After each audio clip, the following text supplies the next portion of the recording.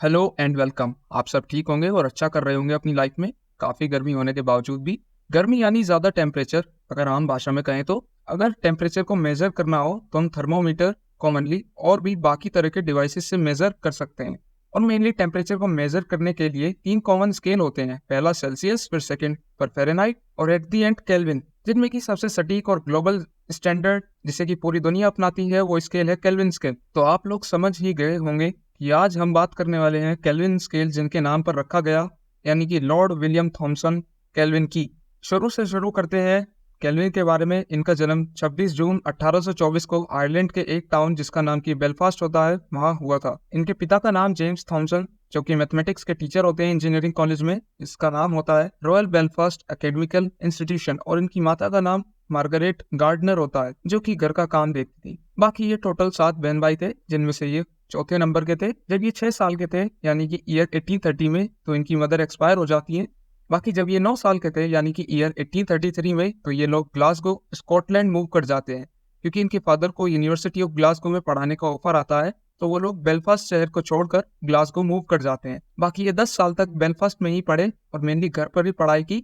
उसके बाद ये यूनिवर्सिटी ऑफ ग्लासगो में पढ़ने लगे। उन्हें 12 साल की एज में एक प्राइज मिलता है एक ग्रीक बुक को इंग्लिश में ट्रांसलेट करने के लिए, जिस बुक का नाम था डायलॉग्स ऑफ गॉड। ये बस मैंने ऐसे ही बता दिया, इसे अगर आप याद रखना चाहें तो याद रख सकते हैं, नहीं तो कोई जरूरत नहीं है। फिर जब वो 15 साल के हुए तो उन्हें एक गोल्ड मेडल मिलता है एस्ट्रोनॉमी की फील्ड में एस्से लिखने पर। इसका टॉपिक था फिगर ऑफ अर्थ। और फिर अगले साल यानी कि 16 की उम्र में वो अपना पहला साइंटिफिक पेपर और 2 आर्टिकल्स पब्लिश करते हैं, जो कि फॉरियर, जो कि एक दूसरे मैथमेटिशियन होते हैं, उनके सपोर्ट में लिखते हैं। बाकी फॉरियर सीरीज आप सबने जरूर सुना होगा अगर आप साइंस बैकग्राउंड से हैं तो। फिर नेक्स्ट ईयर यानी कि ईयर 1841 में जब वो 17 के थे, तो वो पीटर हाउस कॉलेज, जो कि कैम्ब्रिज यूनिवर्सिटी के अंडर आता है, वहाँ पढ़ने चले जाते हैं। इन शॉर्ट कैम्ब्रिज में एडमिशन ले लेते हैं। वहाँ से वो बीए यानी बैचलर ऑफ आर्ट्स में डिग्री लेते हैं विद हाईएस्ट ऑनर्स। इसका मतलब ये है कि अगर आपने अपना पूरा कोर्स या डिग्री के दौरान 4 पॉइंटेड जीपीए स्केल पर अगर आप 3.5 से अबव लाना, ऐसा समझ लीजिए फर्स्ट क्लास से पास होना। और इनकी रैंक सेकंड होती है पूरी यूनिवर्सिटी में। जिस साल वो कैम्ब्रिज में एडमिशन लेते हैं तभी उनका पेपर पब्लिश भी हो जाता है, जिसका टाइटल होता है फॉरियर expansion of function in trigonometrical series, जो वो इसलिए लिखते हैं ताकि वो फॉरियर के आर्ग्यूमेंट को डिफेंड कर सकें, जैसा कि मैंने अभी बताया था। और फिर अगले साल यानी कि ईयर 1842 में एक और पेपर पब्लिश करते हैं, जिसका टाइटल होता है on the uniform motion of heat and it's connection with the mathematical theory of electricity. इस रिसर्च का यूज आगे एक दूसरे साइंटिस्ट करने वाले थे, जिनका नाम था जेसी मैक्सवेल। इसे थोड़ी देर में बताता हूँ वीडियो में। बाकी वो फिर ईयर 1845 में अपनी डिग्री पूरी कर लेते हैं और फिर वो ग्लासगो से पेरिस चले जाते हैं और वहां जाके एक फिजिसिस्ट एंड केमिस्ट जिनका नाम था विक्टर वैगनॉर्ड, उनके साथ लेबोरेटरी में काम करते हैं। वहीं ग्लासगो में उनके फादर देखते हैं कि ग्लासगो यूनिवर्सिटी में नेचुरल फिलोसफी यानी कि फिजिक्स की सीट खाली होती है, तो वो चाहते हैं क्यों ना ये सीट उनके बेटे को मिल जाए। और ऐसा ही हुआ, वो पूरी प्लानिंग से अपने बेटे को इलेक्ट करा देते हैं। और अगले साल यानी कि ईयर 1846 में 22 साल की उम्र में विलियम थॉमसन केल्विन प्रोफेसर बन जाते हैं। साल 1847 से 1849 तक इन्होंने स्टोक्स के साथ काम करा। स्टोक्स एक दूसरे फिजिसिस्ट और मैथमेटिशियन थे जिन्होंने फेमस स्टोक्स लॉ यानी कि लॉ ऑफ विस्कोसिटी दिया था,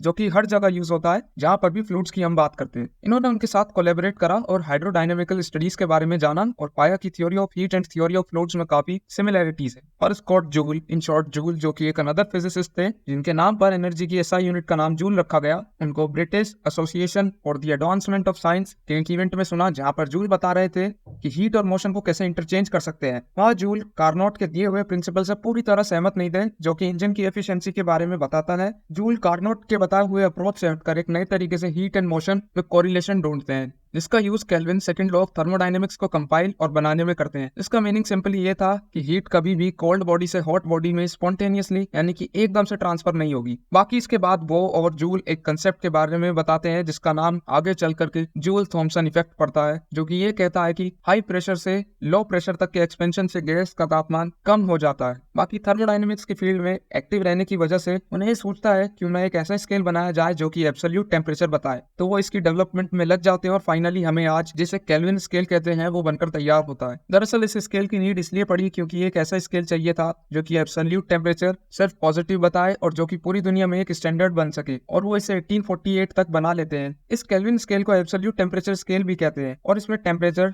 0 केल्विन से शुरू होता है, यानी कि -273.15 डिग्री सेल्सियस। और एक बहुत इंपॉर्टेंट बात आपको बताता हूँ, वो ये कि 0 केल्विन से नीचे कोई टेम्परेचर नहीं होता हमारे इस यूनिवर्स में। यानी कि कोई आपसे पूछे कि टेम्परेचर कहाँ से शुरू होता है और कहाँ पे खत्म होता है, तो आप कह सकते हैं कि -273.15 डिग्री सेल्सियस से लेकर कितना भी बढ़ा लो। In short 0 kelvin last point है, इससे नीचे टेम्परेचर नहीं हो सकता। प्रैक्टिकली हम अभी इतने नेगेटिव में नहीं गए हैं। इसका रीजन समझना है तो चार्ल्स लॉ को समझिए, जो कि ये कहता है कि ये कांस्टेंट प्रेशर पर गैस का वॉल्यूम और टेम्परेचर प्रोपोर्शनल होते हैं, जिसका अर्थ यह है कि जैसे जैसे आप वॉल्यूम बढ़ाएंगे तो टेम्परेचर भी बढ़ेगा, और जैसे जैसे आप वॉल्यूम घटाएंगे वैसे वैसे टेम्परेचर भी घटेगा। यानी ग्राफ ड्रॉ करें तो इसका ग्राफ कुछ ऐसा आएगा। इसमें आप देख सकते हैं कि अगर हम इस लाइन को एक्सटेंड करते हैं तो ये यहाँ टच करेगी। बाकी ये थी बात केल्विन स्केल की। फिर साल 1852 में वो अपनी कजिन, जिनका नाम मार्गरेट क्रम होता है, उनसे शादी कर लेते हैं, पर उन दोनों के साथ बस 18 साल का रहा, क्योंकि 1870 में उनकी वाइफ की डेथ हो जाती है। साल 1854 में स्टोक्स केल्विन को लेटर लिखते हैं, जिसमें वो ट्रांस अटलांटिक केबल को बिछाने को लेकर एक्सपेरिमेंट्स की बात करते हैं। ट्रांस अटलांटिक का मतलब है जो कि अटलांटिक महासागर को पार करके नॉर्थ अमेरिका कॉन्टिनेंट तक जाए। तो ये केबल यूके से कनाडा तक बिछाई जाती है। इस केबल से होता ये कि ये केबल टेलीग्राफ भेजने के काम आती, क्योंकि उस समय टेलीग्राफ की टेक्नोलॉजी तेजी से बढ़ रही थी और इसे बिछाने का जिम्मा अटलांटिक टेलीग्राफ कंपनी का था। वो इस प्रोजेक्ट में अपना योगदान देते हैं, इसकी वजह से इन्हें साल 1856 में अटलांटिक टेलीग्राफ कंपनी का डायरेक्टर बना दिया जाता है। उसी साल यानी कि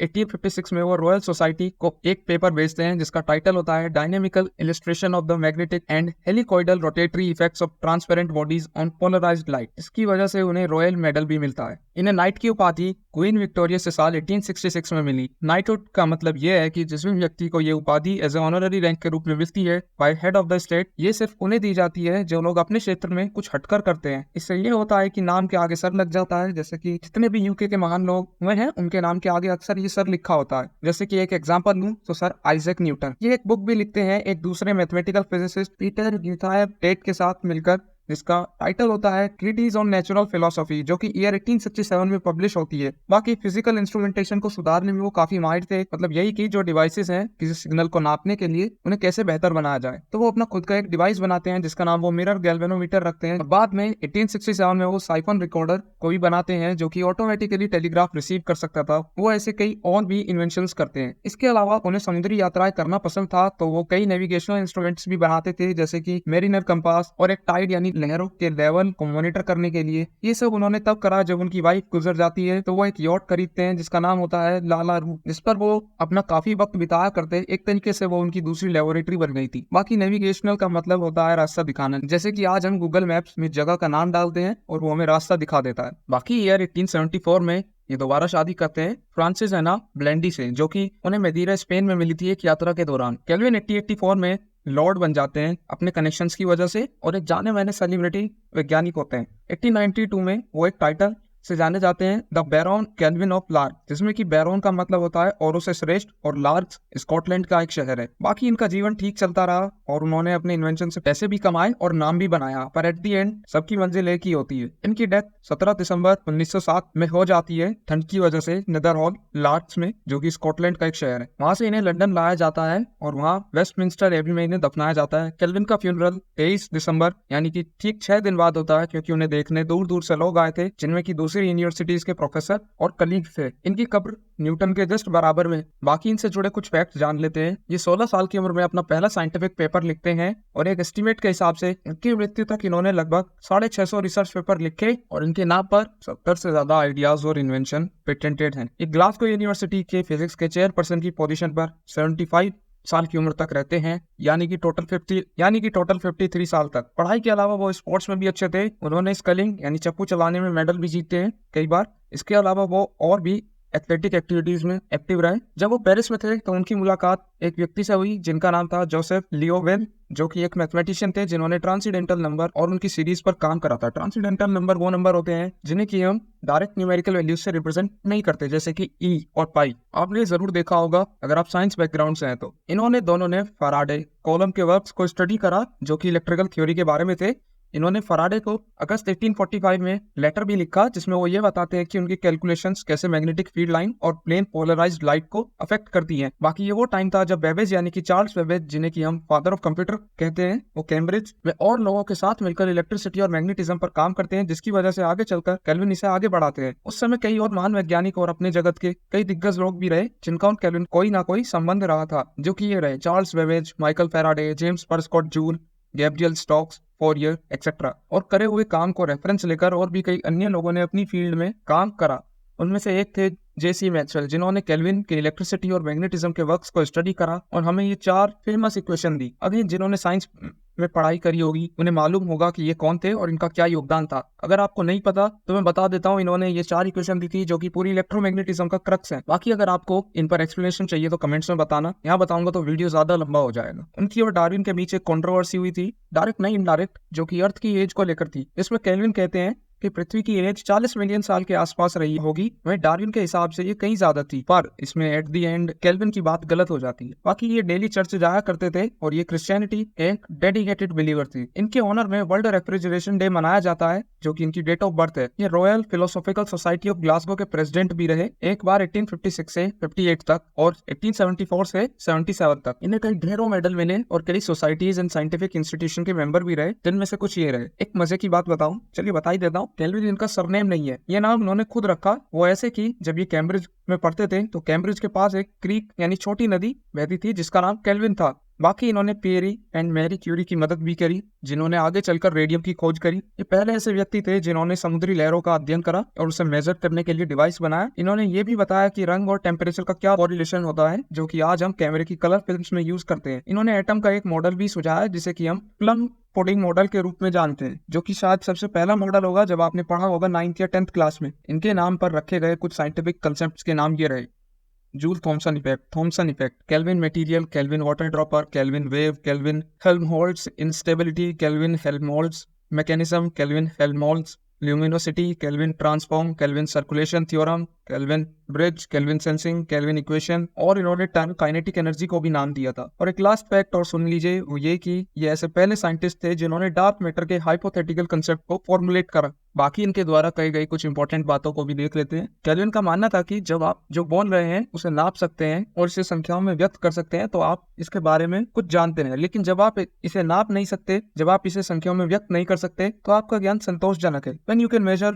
what you are speaking about and express it in numbers, you know something about it. But when you cannot measure it, when you cannot express in it numbers, your knowledge is of a meager and unsatisfactory kind. एक बार वो Oxford में lecture दे रहे थे तो वो ये कहते हैं कि there is nothing new to be discovered in physics now. All that remains is more and more precise measurement. मतलब यही कि भौतिकी में कुछ नया खोजने को नहीं है, बस हमें ये जानने की जरूरत है कि हम उसे कैसे और कितनी सटीकता से खोजें। If you cannot measure it, you cannot improve it. मतलब कि जब तक आप ये नहीं जानेंगे कि आप कितना कर रहे हैं, तब तक आप ये नहीं जान पाएंगे कि आपको कहाँ सुधार करना है। तो बस ये थी विलियम थॉमसन एके लॉर्ड केल्विन की बायोग्राफी। मैंने लगभग सारे इंपॉर्टेंट पॉइंट्स कवर करे। अगर कुछ रहता है या किसी को कुछ और एक्स्ट्रा बात इनके बारे में पता है तो कमेंट्स में लिखना। चलिए फिर मिलते हैं।